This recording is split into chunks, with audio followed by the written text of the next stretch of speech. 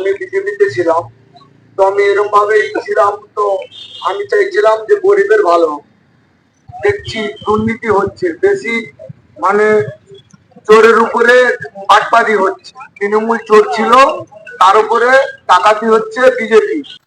দেখছেন বিকাশ খবর, আমি আপনাদের সঙ্গে সানিজুল হক।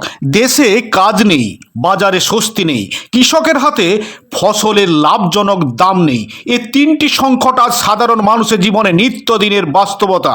কেন্দ্রের বিজেপি সরকার, রাজ্যের তৃণমূল সরকারের একাধিক প্রতিশ্রুতি আর বাস্তবের ফারাক ক্রমশ স্পষ্ট হয়ে উঠছে। আর সেই ক্ষোভেই এবার প্রকাশ পেল দাসপুরে।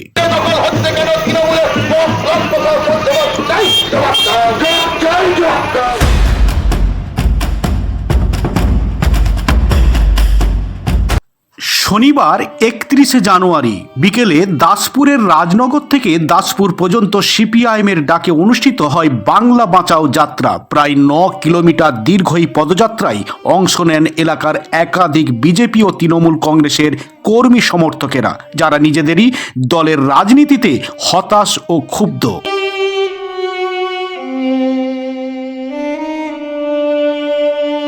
একদিকে বেকার যুবকদের সামনে ভবিষ্যৎ অন্ধকার, অন্যদিকে কৃষক ফসল ফলিয়েও লাভজনক দাম পান না, তার উপর লাগাম ছাড়া দ্রব্যমূল্য। এই দ্রব্যমূল্য সাধারণ মানুষের জীবনকে অসহনীয় করে তুলেছে। এই পরিস্থিতিতে বিজেপি ও তৃণমূল দুই শাসক দলই মানুষের পাশে দাঁড়াতে ব্যর্থ বলেই অভিযোগ অংশগ্রহণকারীদের। লাল সালা নেওয়ার এসো আবার ঘুরে আসো, আমার দেখতে হবে এত মারপিট গন্ডগোল কেন হচ্ছে, বা আসো ঘুরে আসো সেখানকে। তবে রাজনৈতিক মহলের মতে এই যোগদান শাসক দলগুলির বিরুদ্ধে জমে ওঠা জন অসন্তোষের স্পষ্ট ইঙ্গিত।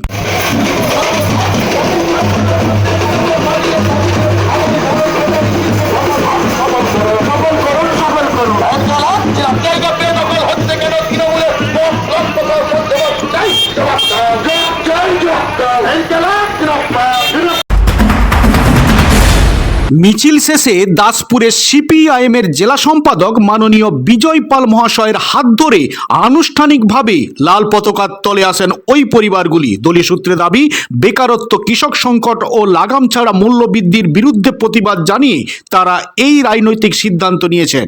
সে কোনো জিনিস কিনে খেতে গেলে ভেবে চিন্তে কিনে খেতে হবে। পয়সা অর্থনীতি পাবো নি, আমাদের কাছে থাকবে না। আমরা গরিব মানুষ, তো আমাদের কাছে অর্থনীতি থাকবে না।